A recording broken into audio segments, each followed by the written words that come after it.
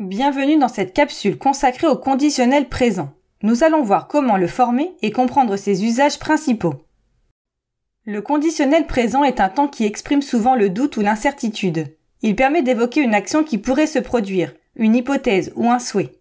Il sert aussi à formuler une demande polie ou un conseil avec douceur. Le conditionnel présent se forme en prenant le radical du futur du verbe, puis en ajoutant les terminaisons de l'imparfait. Ces terminaisons sont AIS, AIS, AIT, IONS, IEZ et AIENT. Cette combinaison distingue le conditionnel du futur. Voici quelques exemples. Pour les verbes du premier groupe comme chanter, on obtient je chanterai, tu chanterais, etc.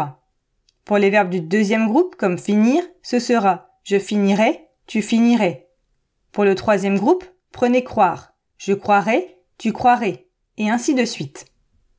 Attention, certains verbes ont des radicaux irréguliers au futur qui s'utilisent aussi au conditionnel présent. Par exemple, être devient ser, alors on dit il serait. De même avoir, il aurait. Aller, il irait. Faire, il ferait. Savoir, il saurait. Vouloir, il voudrait. Pouvoir, il pourrait. Venir, il viendrait. Et d'autres encore. Le conditionnel présent exprime plusieurs idées. Une hypothèse, une probabilité incertaine, un souhait ou un désir. Il est aussi utilisé pour formuler une demande polie, ou encore un conseil exprimé avec douceur, pour éviter l'impératif direct. Pour résumer, le conditionnel présent se forme en combinant le radical du futur avec les terminaisons de l'imparfait.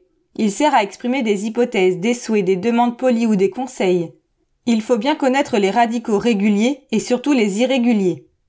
Tu as aimé cette vidéo ? Abonne-toi à notre chaîne et retrouve-nous sans plus tarder sur notre site internet passeeducation.fr et également sur les réseaux sociaux. À bientôt!